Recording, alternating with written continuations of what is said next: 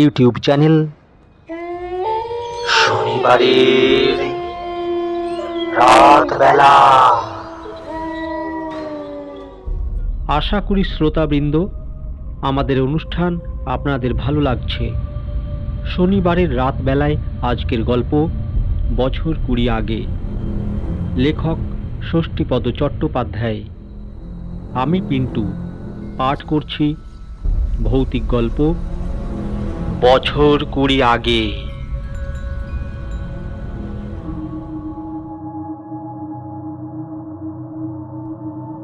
মাত্র বছর 20 আগেকার কথা। মৌলালির কাছে রতিকান্ত পোদ্দার নামে এক ভদ্রলোক থাকতেন।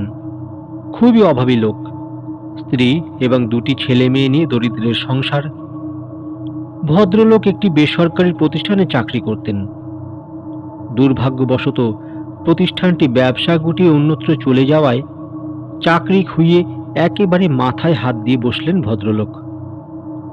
একেই চাকুরিহীন হয়ে মন মেজাজের ঠিক ছিল না, তার ওপর স্ত্রীর গঞ্জনা শুনতে শুনতে অতিষ্ঠ হয়ে রতিকান্ত বাবু ঠিক করলেন আত্মহত্যা করে এই কলহ ও দুর্ভাবনার হাত থেকে রেহাই নেবেন তিনি।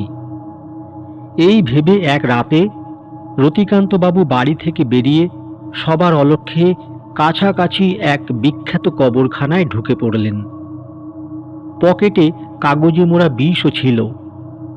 এটা খেলেই সব জ্বালার অবসান হয়ে যাবে। নিরাপদে দেহ রক্ষার জন্য নির্জন কবরখানাই হচ্ছে উপযুক্ত স্থান। এখানে কেউ চেঁচামেচি করবে না, বাধা দেবে না, অথচ শান্তিতে মৃত্যুর কোলে ঢলে পড়া যাবে। তখন গরমের দিন, তাই ফুটফুটে জোছনার রাত। রতিকান্তবাবু কবরখানায় ঢুকে চাঁদের আলোয় আলোকিত জায়গাটার ভেতরের রূপ দেখে রীতিমতো মুগ্ধ হয়ে গেলেন। চিরকাল এর বাইরে দিয়ে যাতায়াত করেছেন তিনি, ভেতরে কখনো ঢোকার প্রয়োজন মনে করেননি। আজ ভেতরে ঢুকে এক গভীর প্রশান্তিতে ভরে উঠল তার মন প্রাণ। অন্য সময় হলে কবরখানায় ঢোকার কথা সজ্ঞানে চিন্তাই করতে পারতেন না তিনি। কিন্তু মৃত্যুর জন্য যে মানুষ তৈরি, তার আর ভয় কিসের? কবরখানায় ঢুকে এদিক সেদিক ঘুরতে ঘুরতে একেবারে দিশেহারা হয়ে পড়লেন তিনি। কত বিচিত্র রকমের স্মৃতিসৌধ যে আছে তা তার ধারণারও বাইরে ছিল। অবশেষে অনেক ঘুরে ক্লান্ত হয়ে একটি খুব সুন্দর সোপানযুক্ত বড় সড় স্মৃতিসৌধর ওপর বসে পড়লেন। ফুর ফুর করে হাওয়া বইছে, সেই হাওয়ায় ঘুম নেমে আসছে চোখে। কত মানুষ তো এর ভেতরে নিশ্চিন্তে নিদ্রা যাচ্ছে। কাজেই এর উপর শুয়ে যদি কেউ একটু ঘুমোয় তো কার কি বলার আছে? এই ভেবে তিনি কবর সৌধর মসৃণ পাথরের চাতালে শুয়ে পড়লেন। কেউ কোথাও নেই, নিস্তব্ধ নিঝুম চারিদিক। শুধু আগাছার জঙ্গলে ভরা, মাঝে মধ্যে 2-1টা কেঁদো কুকুরের ছুটোছুটি ছাড়া আর কারো অস্তিত্বও নেই। শুয়ে থাকতেই ঘুমে লুটিয়ে পড়লেন তিনি। কতক্ষণ ঘুমিয়েছিলেন খেয়ালও নেই তার। হঠাৎ একজনের ধমকে ঘুম ছুটে গেল। ধড় মড়িয়ে উঠে বসেই দেখলেন তার সামনে একজন দীর্ঘদেহ খাঁটি ইংরেজ সাহেব দাঁড়িয়ে আছেন। জোছনার আলোয় সাহেবের গায়ের রঙে যেন বিদ্যুৎ ঠিকরোচ্ছে, আর নীল চোখ দুটো যেন কাচের গুলির মতো চিকচিক করছে। রতিকান্তবাবুকে উঠে বসতে দেখে কড়া গলায় সাহেব বললেন, What nonsense is this? Get down! রতিকান্তবাবু সাহেবের ধমক খেয়ে কবরের চাতাল থেকে মারলেন এক লাফ।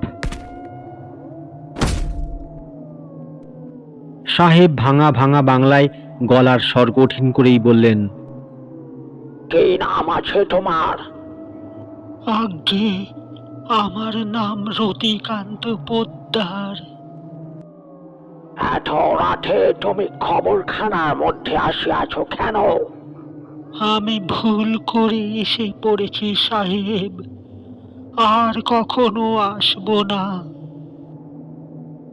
আর কখনো আসিবার সময় তুমি পাইলে তো আসিবে। আমি তো এখনই তোমাকে গুলি করিয়া মারিয়া দিবে। রতিকান্তবাবু আত্মহত্যা করবেন, কিন্তু মৃত্যুর মুখোমুখি হয়ে ভয়ে কাঁপতে কাঁপতে বললেন, আমাকে এবারের মতন ক্ষমা করুন সাহেব। আমি এর আগে কখনো এখানে আসিনি। মা কালীর দিব্যি, আর কখনো আসবো না। বহু দুঃখে এখানে এসেছিলাম।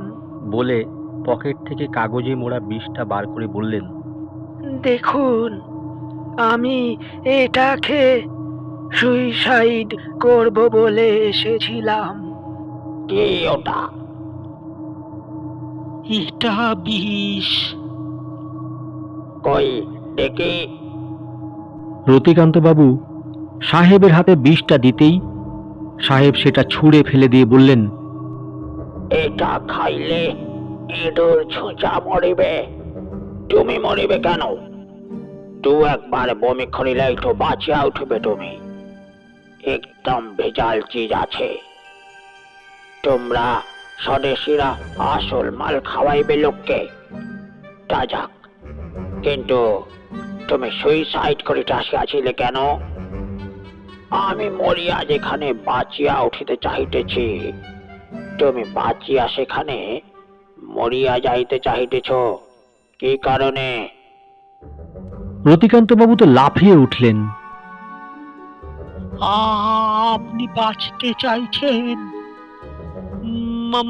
মানে আপনি বেঁচে নেই? তার মানে আপনি মৃত? হ্যাঁ, আমি মৃত।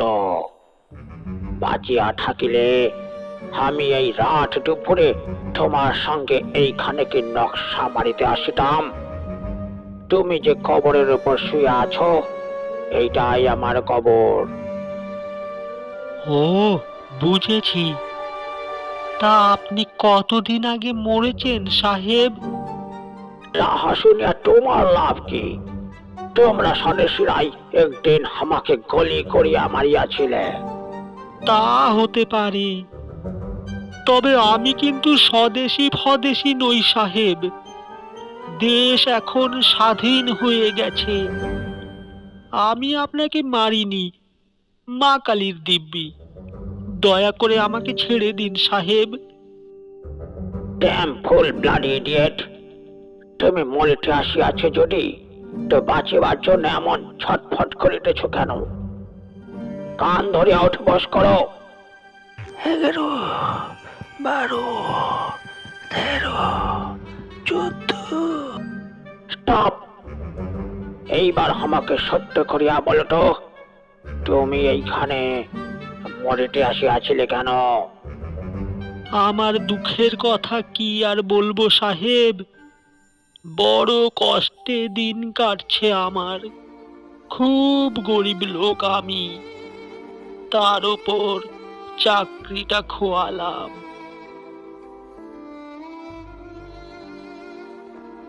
চাকরি খোয়াইলে কেন? চুরি করিয়াছিলে না ঘুষ খাইয়াছিলে? ও সব কিছু নয় সাহেব, কোম্পানিটা উঠিয়া গেল। ফের মিথ্যা কথা বলিতেছ। উঠিয়া গেল না উঠাইয়া দিলে?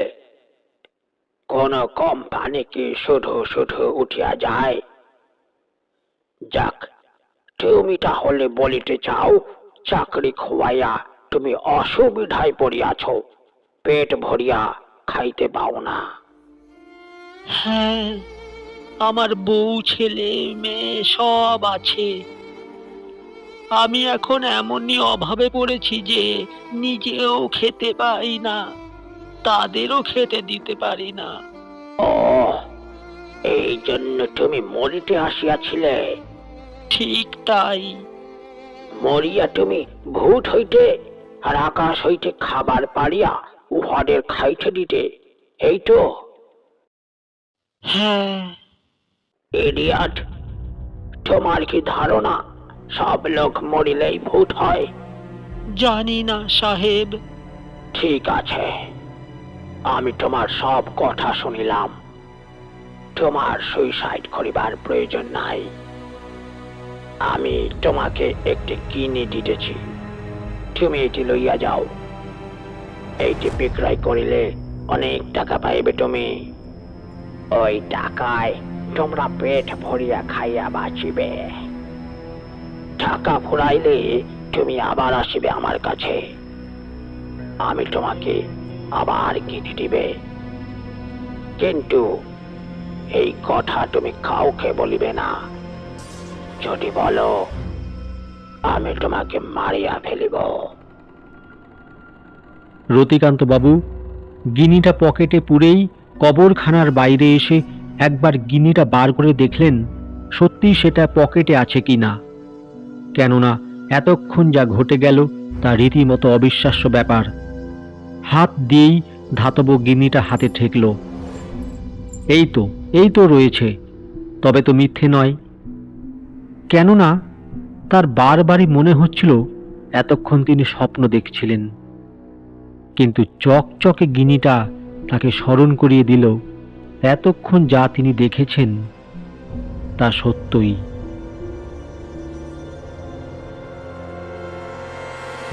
রতিকান্তবাবু গিনিটা পরদিনই একটি জুয়েলারির দোকানে বিক্রি করে অপ্রত্যাশিতভাবে অনেকগুলি অর্থ লাভ করলেন।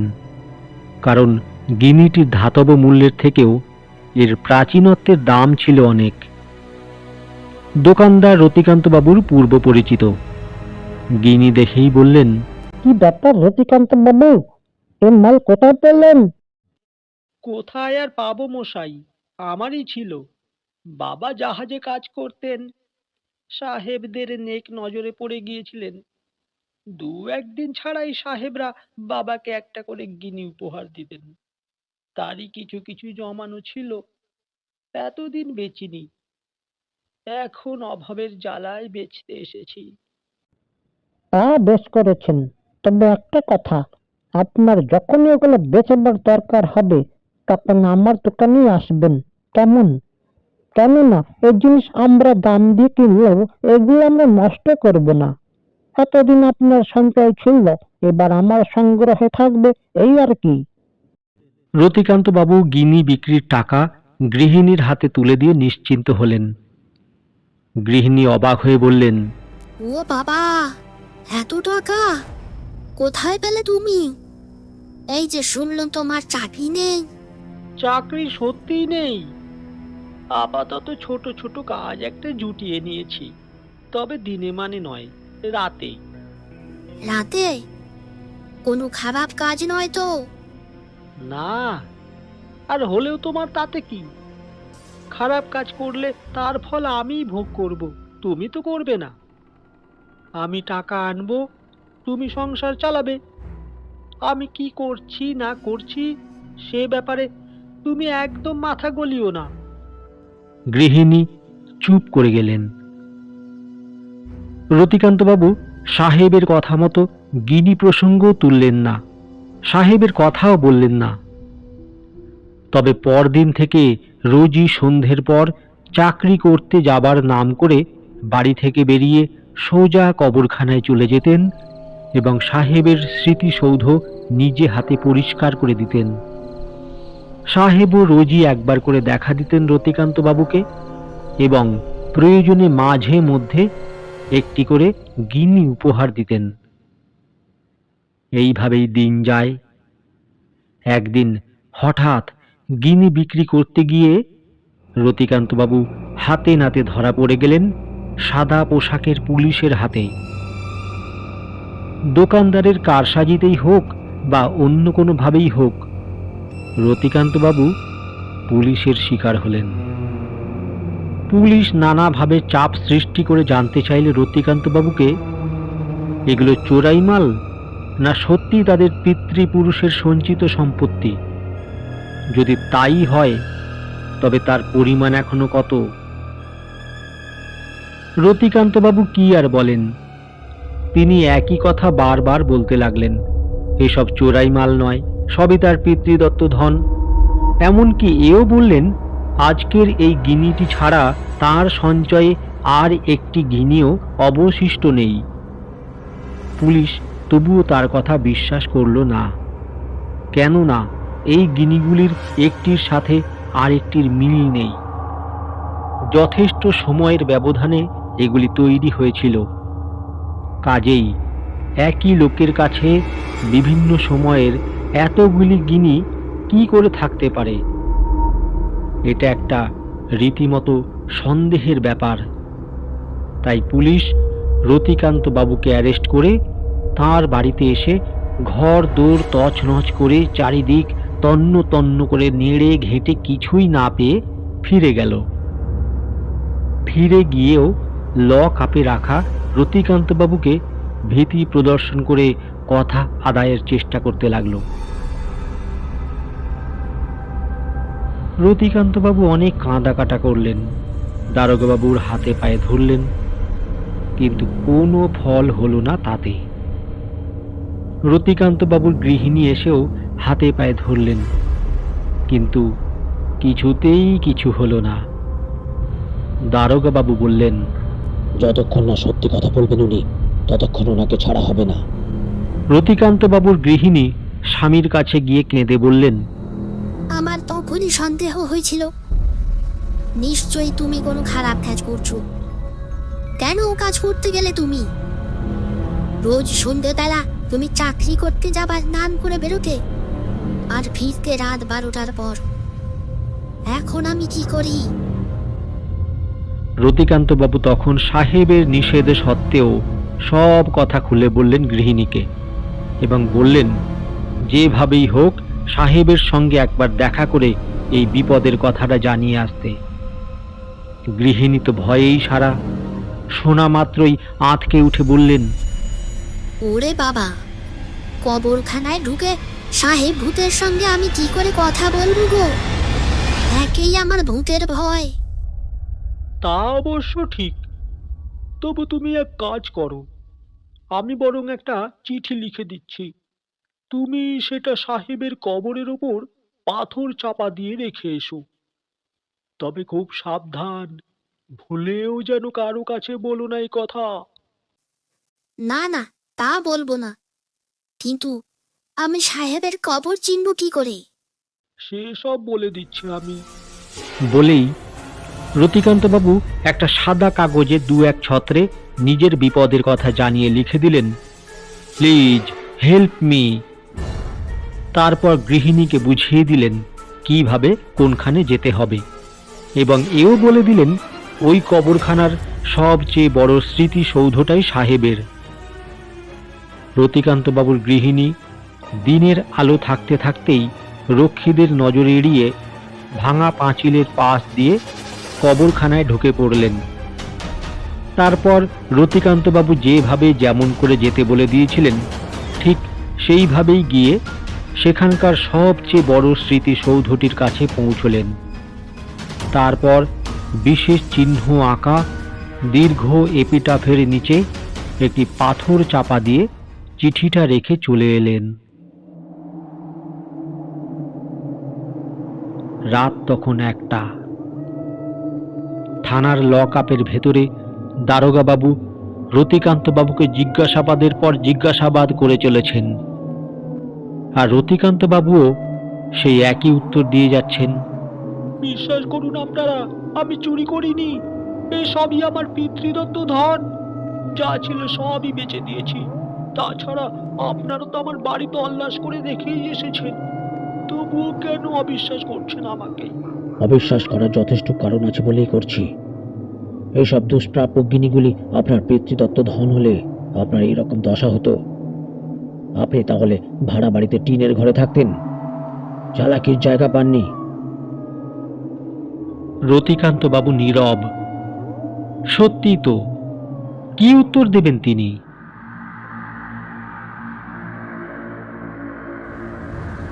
এমন সময় হঠাৎ এক কাণ্ড। রুদ্র মূর্তিতে ঝড়ের বেগে যিনি এসে সেখানে দাঁড়ালেন তাকে দেখেই চমকে উঠলেন সকলেই। দরওয়ান থেকে ওসি পর্যন্ত সন্ত্রস্ত হয়ে স্যালুট করলেন তাকে। সেই অতি ভয়ঙ্কর মূর্তি দেখে ভয়ে কাঁপতে লাগলেন সবাই। কে ইনি? Police commissioner? না, তিনি তো বাঙালি। তবে কি সেন্ট্রাল থেকে এসেছেন কোনো ব্রিগেডিয়ার? তাই বা কি করে হবে? ইউনিফর্ম তো পরে আছেন উচ্চপদস্থ সার্জেন্টের। তাহলে কি অসাধারণ ব্যক্তিত্ব, কি ভয়ানক তার নীল চোখের চাহনি, কি হিংস্র তার লাল টকটকে মুখ। খাঁটি ইংরেজ সাহেব। কে পাঠালো একে? কোথা থেকে এলেন? সাহেব এসেই গট গট করে ওসির ঘরে ঢুকলেন। তারপর দাঁড়িয়ে দাঁড়িয়েই ক্রুদ্ধ চোখে ঘরের চারদিকে একবার তাকিয়ে দেখলেন। টেবিলের কাগজপত্রগুলো একটু নাড়াচাড়া করলেন। চেয়ারটা টেনে নিয়ে একবার বসতে গিয়েও বসলেন না। জুতো শুদ্ধ একটা পা চেয়ারের উপর রাখলেন। তারপর টেবিলে রাখা ময়লা ছোপ ধরা কাচের গ্লাসটা ঘরের কোণে আছাড় মেরে বোমার মতো ফেটে পড়লেন। আমার ঘরের এইরকম অবস্থা কে করে আছে? তারপর ওসির দিকে তাকিয়ে ধমক দিয়ে বললেন। হু আর ইউ? ওসি সন্ত্রস্ত হয়ে বললেন, স্যার, আমি বর্তমানে এই থানার ভারপ্রাপ্ত officer. You bloody fool! Tell Mr. Taggart, you are really unfit for this post.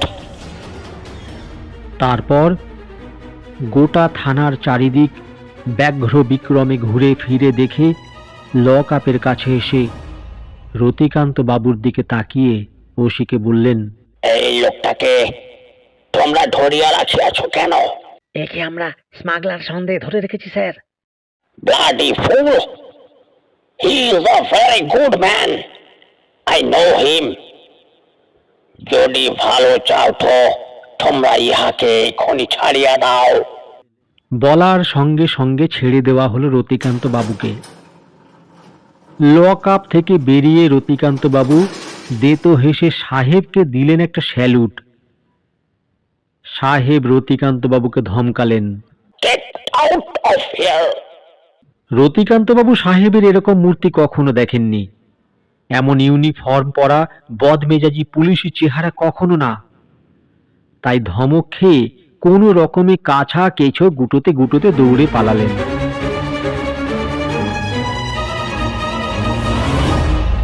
Ratikanta বাবু চলে যাবার পর সাহেবও চলে গেলেন ঝড়ের বেগে। আর থানা শুদ্ধ লোক ভয়ে বিস্ময়ে মুখ চাওয়াচাওয়ি করতে লাগলো। সাহেব যাবার আগে পুলিশের খাতায় খস খস করে কি যেন সব লিখে গেছেন। বিস্ময়ের ঘোর কাটলে সবাই একটু প্রকৃতস্থ হয়ে খাতার পাতার উপর ঝুঁকে পড়ে দেখলেন সাহেব লিখে গেছেন, The man is known to me, and as such, I am releasing him. লেখার শেষে নিজের নামও সই করে গেছেন সাহেব। ঘটনার আকস্মিকতায় সকলে এমনই সম্মোহিত হয়ে পড়েছিলেন যে সবাই যেন কিরকম হয়ে গিয়েছিলেন। সাহেবকে চ্যালেঞ্জ করার মতো মনোবলও ছিল না কারো। যাই হোক, সে রাতের সেই অবাস্তব অভিজ্ঞতার সত্যাসত্য যাচাই করতে গিয়ে দেখা গেল টেগার্ট যখন পুলিশ কমিশনার তখন এই থানায় এই নামাঙ্কিত ব্যক্তি ভারপ্রাপ্ত অফিসার ছিলেন। পুরনো নথিপত্রের সইয়ের সঙ্গে সে রাতের সেই রহস্যময় মানুষটির সইয়ের হুবহু মিল পাওয়া গেল। শুধু তারিখেরই যা হেরফের হলো এবং অনুসন্ধানে এও জানা গেল এই সাহেবটি তৎকালীন সময়ে স্বদেশীদের হাতে নিহত হয়েছিলেন। প্রিয় শ্রোতাবৃন্দের কাছে অনুরোধ রইল, গল্প শোনার পর আমাদের পরিবেশনা নিয়ে লাইক ও কমেন্ট করবেন, শেয়ার তো অবশ্যই করবেন, আর হ্যাঁ, সাবস্ক্রাইব করতে ভুলবেন না। পরবর্তী গল্প শুনতে আগে থেকেই বেল বাটনে পুশ করে রাখুন। ধন্যবাদ।